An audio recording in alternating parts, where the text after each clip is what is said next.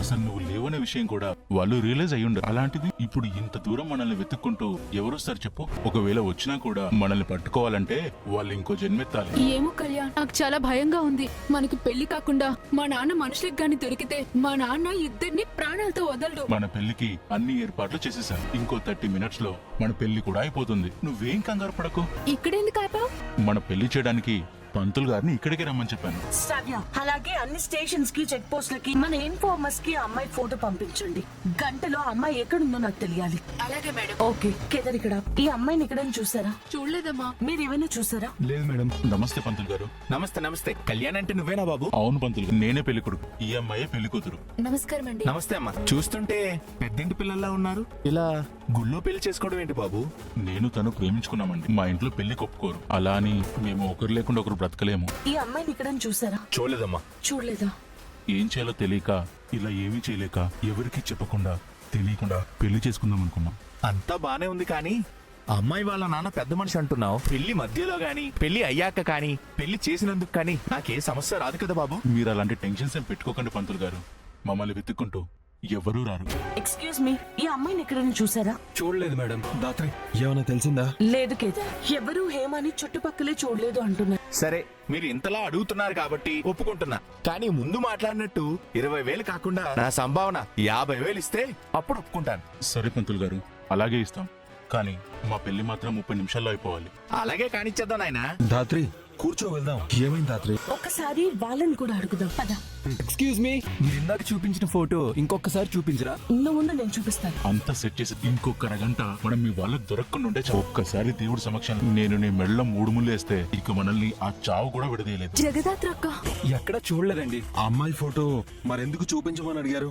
ఎక్కడ చూసినట్టు అనిపించింది. ఇంకొకసారి చూస్తే గుర్తొస్తుందేమో అని అడిగా. అంటే ఇంట్లో నేను పారిపోయాని తెలిసిపోయింది. నా కోసం వెతుకుతున్నారు.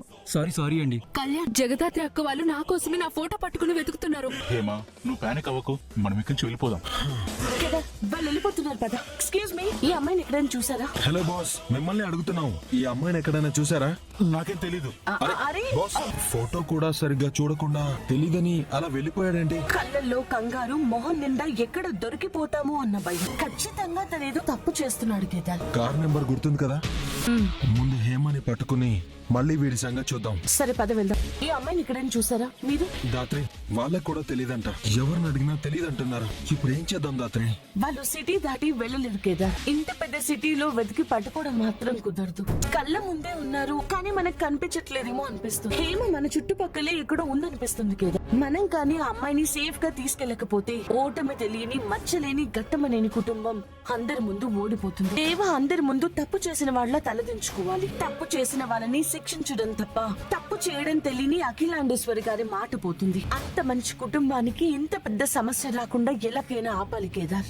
జై హింద్ సార్. జై హింద్ జేడి. నువ్వు చెప్పినట్లే అన్ని చర్చిల్లో, ఆర్య సమాజంలో, రిజిస్టర్ మ్యారేజ్ ఆఫీసుల్లో ఎంక్వైరీ చేయించాను. కానీ ఎక్కడా వాళ్ళ నేమ్స్ తో పెళ్లి రిజిస్టర్ అయ్యలేదు. అలాగే నువ్వు చెప్పినట్టు ఊరవతల అన్ని టెంపుల్స్ లో కూడా వెతికాం. ఆ అమ్మాయి గురించి ఏమీ తెలియలేదు. అంటే సిటీలో ఉన్న టెంపుల్స్ లోనే పెళ్లి చేసుకోవాలని చూస్తున్నారు. Yes JD. బాస్, మిమ్మల్ని అడుగుతున్నాం. ఆ అమ్మాయిని ఎక్కడైనా చూసారా? Hello JD.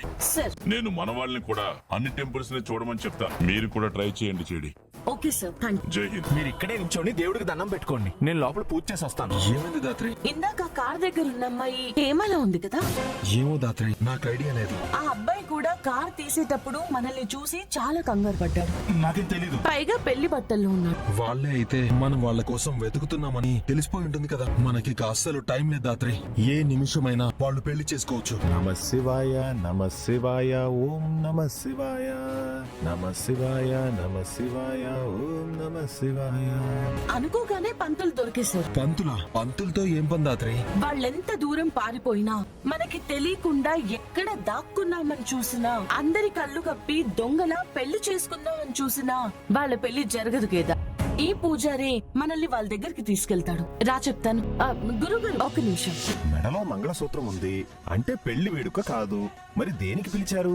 ఓహో, శ్రీమంతం వేడుకనా? కాదండి, మాకు బాగా కావాల్సిన అమ్మాయి పెళ్లి నుంచి లేచిపోయింది. శివశివా, అప్రాచపు వెధవలు. తల్లిదండ్రులు వద్దని చెప్పుండొచ్చు, ఆమోదం ఇచ్చుండకపోవచ్చు, కానీ ఏదో ఒక రోజు పెళ్లికి ఒప్పుకుంటారనే నమ్మకాన్ని చాలా సులువుగా పక్కన పెట్టి ఇలా ఇంటి పరువును తీసుకుని గడప దాటేస్తున్నారు. ఇప్పుడు ఆ ఇరువురికి పెళ్లి జరిపించాలా అమ్మా? కాదండి, వాళ్ళ తల్లిదండ్రులకు తెలియకుండా పెళ్లి చేసుకుంటున్న వాళ్ళని ఎలాగైనా ఆపాలి. ఏమిటి వింత? ఇంట్లో తెలియకుండా పెళ్లి చేసుకుంటున్న వాళ్ళకి సపోర్ట్ చేసే స్నేహితులను చూసా కానీ ఇలా ఆపాలనుకునే వాళ్ళని ఇదే మొదటిసారి చూస్తున్నానమ్మా. ఆపడానికి కారణం ఉంది పంతులు గారు. ఆ అమ్మాయి అబ్బాయిని చాలా సిన్సియర్ గా ప్రేమించింది, కానీ ఆ అబ్బాయికి ఇంతకు ముందే పెళ్లి జరిగిపోయింది. 2 పిల్లలు కూడా ఉన్నారు. ఆ? ఇప్పుడు ఆ అమ్మాయిని నమ్మించి మోసం చేసి ఆస్తి మొత్తం లాక్కోవడానికి దొంగ పెళ్లి చేసుకుంటున్నాడు. నీచుడు, నికృష్టుడు. ఆ పెళ్లి ఏ గుళ్ళో జరుగుతుందో చెప్పండి, ఇప్పుడే ఆపిచ్చేస్తాను నేను. కానీ అది కనిపెట్టాల్సింది మీరే. ఇప్పుడు కనిపెట్టబోయేది కూడా మీరే. ఎలా అమ్మా? ఇప్పుడు చూడండి, నా సర్కిల్ అంతా వాడతా. నా ఫోన్ లో ఒక వీడియో తీయండి అమ్మా. అమ్మాయి ఫోటో నాకు ఇవ్వండి. తినే అమ్మాయి. అందరికీ నమస్కారం. ఈ వీడియో చేయడానికి కారణం, ఇప్పుడు మనలో ఒకరు ఈ ఫోటోలో ఉన్న అమ్మాయికి ఒక అబ్బాయికి పెళ్లి చేయబోతున్నారు. దాన్ని వెంటనే ఆపండి. అబ్బాయి మంచివాడు కాదు. తాళి కట్టక ముందు అయితేనే అమ్మాయిని కాపాడగలం, లేదంటే చరిత్రలో మగవాడి చేతిలో ఒక మహిళ బలైపోయినట్టే. ఈ ఫోటోలో అమ్మాయి కనిపించినా, పెళ్లి చేయమని ఎవరి దగ్గరికి వచ్చినా వివరాలు నాకు పంపించండి. పంపించేశానమ్మా. 10 నిమిషాల్లో ఎక్కడ పెళ్లి జరుగుతుందో నాకు తెలిసిపోతుంది. సరేనండి, థ్యాంక్స్. కౌశికి, నా ఫోన్ ఇవ్వు. ఏంటిది? మరువు కౌశికి, ఆ ఫోన్ నాకు ఇచ్చే. నీకు ఎంత డబ్బు కావాలంటే అందిస్తాను. డబ్బు వద్దంటావా? అఖిలాండేశ్వరికి కాబోయే కోడలు లేచిపోయిందనే న్యూస్ ని మన 2 ఛానల్స్ లోనూ వేసుకుందాం. ఒక్కసారి ఆలోచించు, ఇంత పెద్ద న్యూస్ నీ ఛానల్లో నా ఛానల్లో మాత్రమే వస్తే ఇండస్ట్రీ మొత్తం షేక్ చేయొచ్చు. ఏమంటావ్? డీల్. ఇంకా ఎంత నీచానికి దిగజారుతాం దివ్యాంక?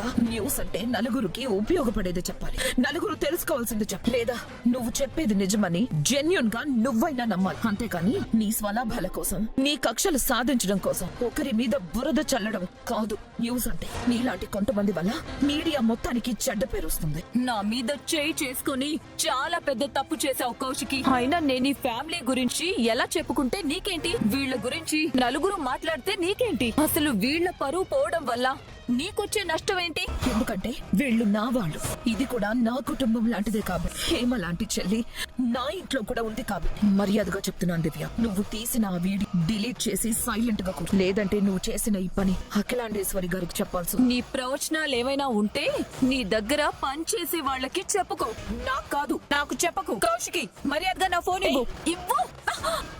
Go to hell. నువ్వు చేసిన ఈ పనికి ఇంతకింత నువ్వు అనుభవిస్తావు కౌశికి. అనుభవించేలా చెయ్యకుంటే నా పేరు దివ్యాంకే కాదు. ఎందుకు కంగారు పడుతున్నావు? మనం గుడికి కూడా వచ్చేసాం. తాలి మనకు అడుగు దూరంలోనే ఉంది. ఆ తాలి తీసి నీ మెల్లో కట్టడానికి ఎంతసేపు పడుతుంది చెప్పు? నీకు జగదాత్రి అక్క గురించి తెలీదు. మా స్కూల్లో అక్కని ఒక ముద్దు పేరుతో పిలిచేవారు, చిరుత అని పిలిచేవారు. ఎంత డిఫికల్ట్ టాస్క్ అయినా సరే 2 నిమిషాల్లోపు గేమ్ ని పూర్తి చేసేస్తుంది. అక్క వేగాన్ని తట్టుకోవడం చాలా కష్టం, అన్నిటికంటే డేంజరస్ ఆమె ఆలోచనలు. జగదాత్రి అక్క ఆలోచనలు అక్క కంటే 10 రెట్లు వేగంగా ఉంటాయి. అక్క తలుచుకుంటే నిల్చున్న చోటు నుంచే మనం ఎక్కడున్నామో కనిపెట్టేయగలదు. చేసిన పూజలు చాలు, ఇక తాలి కట్టించేయండి. అదేంటి బాబు, మంత్రాలు చదవడం ఇంకా పూర్తి కాలేదు. ముందు తాలి కట్టించేయండి, ఆ తర్వాత మీకు కావాల్సినట్టు పూజ చేసుకోవచ్చు. సర్లే, పెళ్లి సక్రమంగా జరగట్లేదు, ఇంకా సాంప్రదాయబద్ధంగా జరగాలని ఆశపడ్డం దేనికి? మీకెలా కావాలో అలాగే కానిచ్చేద్దాం. నేను చెప్పగానే అమ్మాయి మెడలో 3 ముళ్ళు వెయ్యి. అలాగే పంతులు గారు. ఇదిగో ఆయన మాంగళ్య ధారణ చెయ్యు. ఒక్క నిమిషం నాయన, ఒక్క నిమిషం, ఇప్పుడే వస్తానే. అందరికీ నమస్కారం. ఈ వీడియో చేయడానికి కారణం, ఇప్పుడు మనలో ఒకరు ఈ ఫోటోలో ఉన్న అమ్మాయికి ఒక అబ్బాయికి పెళ్లి చేయబోతున్నారు. దాన్ని వెంటనే ఆపండి. అబ్బాయి మంచివాడు కాదు. తాళి కట్టక ముందు అయితేనే అమ్మాయిని కాపాడగలం, లేదంటే చరిత్రలో మగవాడి చేతిలో ఒక మహిళ బలైపోయినట్టే. ఈ ఫోటోలో అమ్మాయి కనిపించినా, పెళ్లి చేయమని ఎవరి దగ్గరికి వచ్చినా వివరాలు నాకు పంపించండి. ఊరి అప్రాచ్యపు విధవా, ముందే వివాహం ఆడి ఇప్పుడు ఈ అమ్మాయి జీవితాన్ని నాశనం చేద్దామని చూస్తున్నావా? నేనుండగా ఆ పని ఎలా జరగనిస్తారా? ఉండి చెప్తాను. అమ్మాయి అబ్బాయి రామాలయంలో ఉన్నారు. పెళ్లి జరిపించమని నా దగ్గరికి వచ్చి నేను వాళ్ళని ఆపుతాను. ఈలోపు మీరు వచ్చేయండి. నీ పెళ్లి నేను చేస్తాను రా. వస్తున్నా. అమ్మాయి అబ్బాయి రామాలయంలో ఉన్నారు. పెళ్లి జరిపించమని నా దగ్గరికి వచ్చారు. నేను వాళ్ళని ఆపుతాను, ఈలోపు మీరు వచ్చేయండి. అమ్మా, ఈ వీధి చివరన్న రామాలయంలో మీరు చెప్పిన అమ్మాయి ఉందంట. ఇప్పుడే కృష్ణశాస్త్రి వాయిస్ మెసేజ్ పెట్టాడు. మీరు స్ట్రైట్ గా వెళ్ళి లెఫ్ట్ తీసుకోండి. థ్యాంక్ యూ సో మచ్ పంతులు గారు, మీరు చేసిన ఈ సాయం ఎప్పటికీ మర్చిపోలేం. వెళ్ళిరండి అమ్మా, ఏం పర్వాలేదు. అలాగేనండి పద కేదార్. ఏమైంది పంతులు గారు, ఎందుకు తాళి కట్టదని చెప్పారు? అది కొన్ని దుష్ట శక్తులు నీచమైన గడియలు మొదలయ్యాయి బాబు. ఈ గడియల్లో తాళి కడితే అమ్మాయి జీవితం సర్వనాశనం అయిపోతుంది. అందుకని ఆగమని చెప్పాను. ఆ ఘడియలు ఎప్పుడు పోతాయి పంతులు గారు? చెప్పలేమమ్మా, దూరాన్ని బట్టి సమయాన్ని బట్టి ఉంటుంది. పంతులు గారు ఇంకా ఎంతసేపు పడుతుందండి? అవును పంతులు గారు, ఏదో ఒక గడి నడుస్తుంది కదా, తాళి కట్టించేయండి. అలా కుదరదమ్మా. ప్రతి పనికి ఒక పద్ధతి తీరు ఉంటాయి. వాటిని అలానే చెయ్యాలి.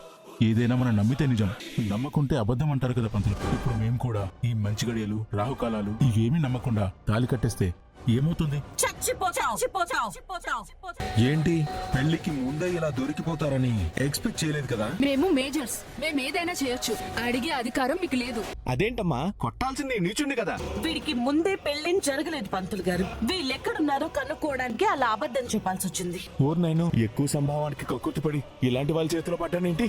హేమ, నువ్వేం చేస్తున్నావో కనీసం నీకు అర్థం అవుతుందా? నువ్వు చేసిన ఈ ఒక్క పని వల్ల అక్కడ 2 కుటుంబాలు తలదించుకొని నించున్నాయి. ఇవాళ నువ్వు గెలవడానికి అక్కడ 2 కుటుంబాలని ఓటమి పాల్చేశావు. ఒక సామ్రాజ్యాన్ని ఒంటి చేత్తో నిర్మించిన గట్టమణిని అఖిలాండేశ్వరి గారు సమాధానం లేని ప్రశ్నగా అందరి ముందు నించున్నారు. నీ ప్రేమ వల్ల, తల్లి మీదున్న ప్రేమతో తల్లిని కాపాడాలని చూసిన దేవ అందరి ముందు తప్పు చేసిన వాడిలా తలదించుకుంది. ప్రేమలో స్వార్థం ఉండొచ్చు, కానీ ఆ ప్రేమని గెలిపించుకునే దాంట్లో మాత్రం స్వార్థం ఉండకూడదు. ఇంట్లో కళ్యాణ్తో పెళ్లి కొప్పించాలని చాలా ప్రయత్నించా అక్క, కానీ వాళ్ళెవరు నా మాట వినడానికి కూడా సిద్ధంగా లేరు. ఇంకా నా ప్రేమను అర్థం చేసుకుంటారని ఎలా నమ్మకం పెట్టుకోమంటారు? ఇప్పుడు ఈ పెళ్లి చేసుకోకపోతే ఇక ఎప్పటికీ పెళ్లి చేసుకోలేమేమో అన్న భయంతో పారిపోయి వచ్చేసాను. ప్రేమ నీకు ధైర్యాన్ని ఇవ్వాలి హేమ, ఇలా భయాన్ని పిరికితనాన్ని కాదు. ప్రేమించడం అంటే తప్పు చేయడం కాదు, ఇలా పారిపోయి రావడానికి, ఇలా ఎవ్వరూ లేకుండా దొంగతనంగా పెళ్లి చేసుకోవడానికి. పెళ్ళంటే ఒక సంబరం, ఇద్దరిని కలపడానికి